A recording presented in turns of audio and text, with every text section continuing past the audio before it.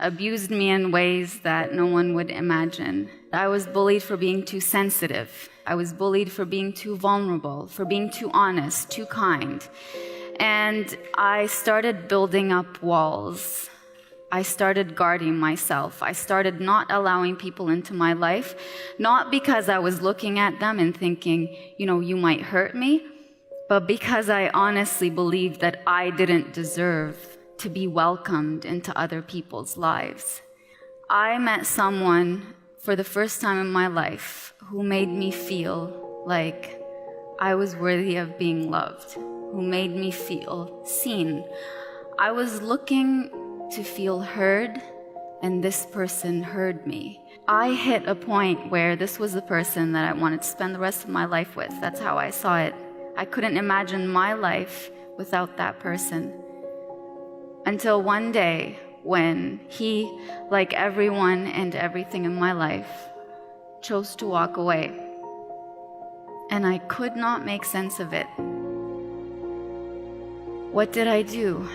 I went back to that 16-year-old who blamed herself. He walked away because of who you are.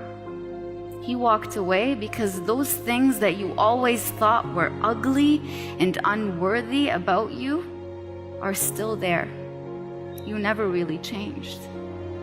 One night, during one of my hardest times, my dad pulled up a picture of me when I was this small. I was holding his hand very tightly, and he said, when I was holding your hand in that picture, I looked in your eyes and I thought, this girl is going places. And when I look at you now, I don't see that look in your eyes. So I went to my room that night and I looked in the mirror, and he was right. I was looking at a person that no longer resembled me. I looked, and I described this before the same way, like a sky choking on clouds, not knowing whether to rain or be sunny or be clear. I looked like I was choking.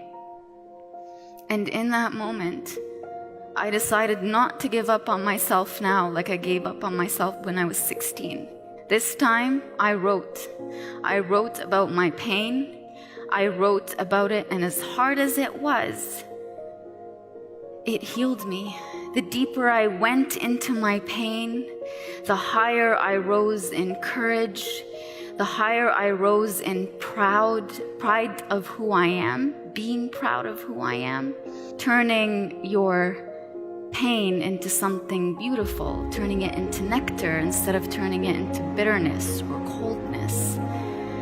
That has given me so much conviction in the fact that our world needs more people who are not afraid to be human, not afraid to be vulnerable, not afraid to show who they are, not afraid to take risks, not afraid to stand in front of the world and raise their voice and say, this is what happened to me and this is how I overcame it.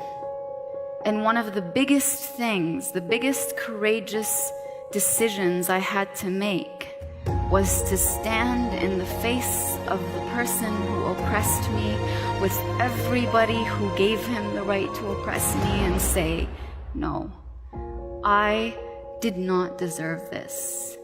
This should have never happened to me.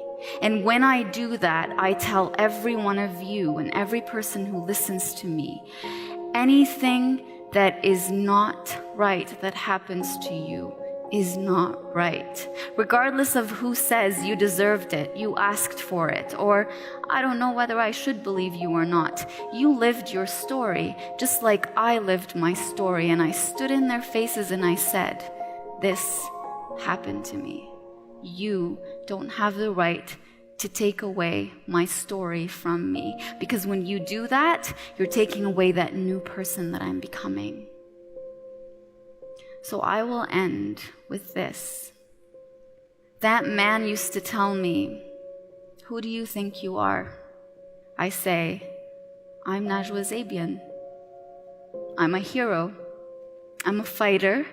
and I'm a champion. So if someone asks you this question, who do you think you are? What will you say?